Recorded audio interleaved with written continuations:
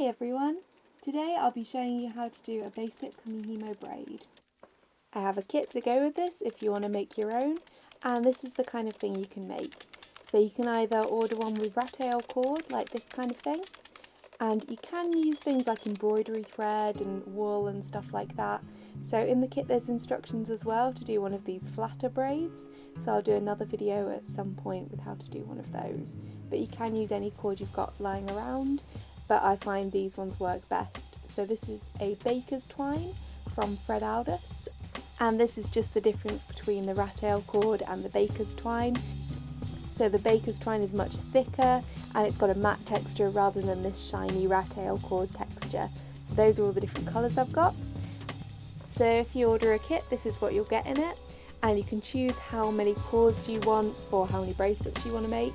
So it's got all of the end clasps and finishings, but I'll just show you how to do the braiding bit for now. So you get 4 cords, and depending on how many colours you go for, it will end up looking a little bit different. So I've gone for 4 colours here, so if you go for 4 colours, then you end up with just all different colours all over the place.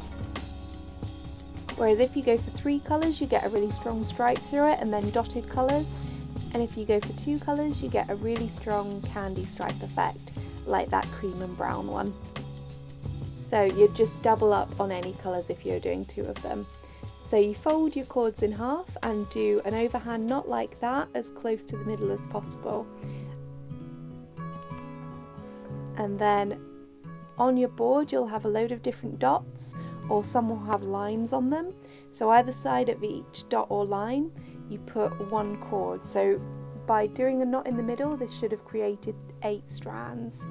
So I always tend to do it so that the same colours are next to each other, but you don't have to do that.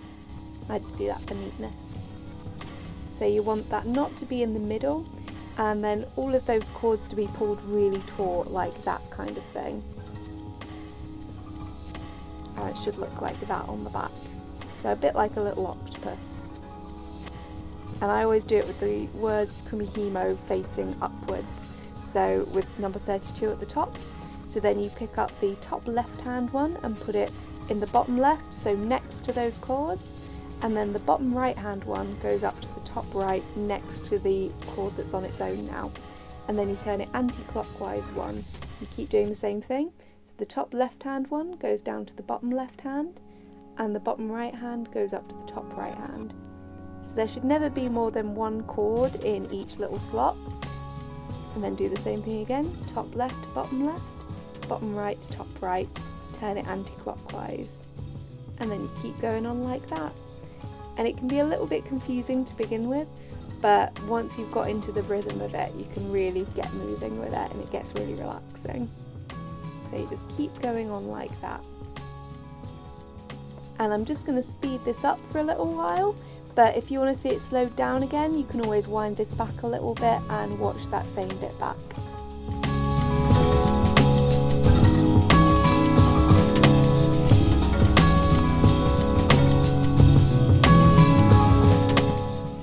If you lose your place and forget which one you've been doing, you can always look for where they overlap, like that, and you'll have just done one that's overlapped. So now you can see that one needs to be moved because it's underneath that other one.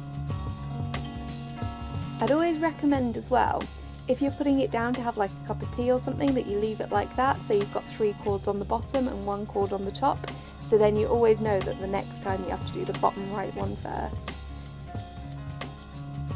So on that one I accidentally put 2 in one space, so if that happens, just pull it back out, make sure everything's got a good tension on it, and just keep going. So mine's a bit off centre at the moment, but after I've done a few it will easily correct itself. It's a really forgiving craft, which is really nice.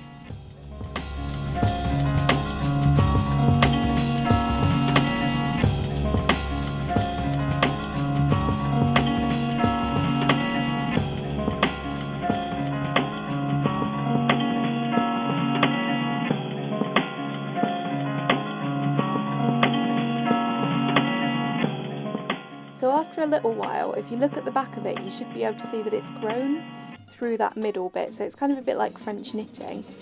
So then you can hold on to that top bit and pull it, and you can see it's almost like not quite doubled, but it's grown quite a lot in size. And so I'd keep doing that as you go, just to make sure that you know how long it's going to be.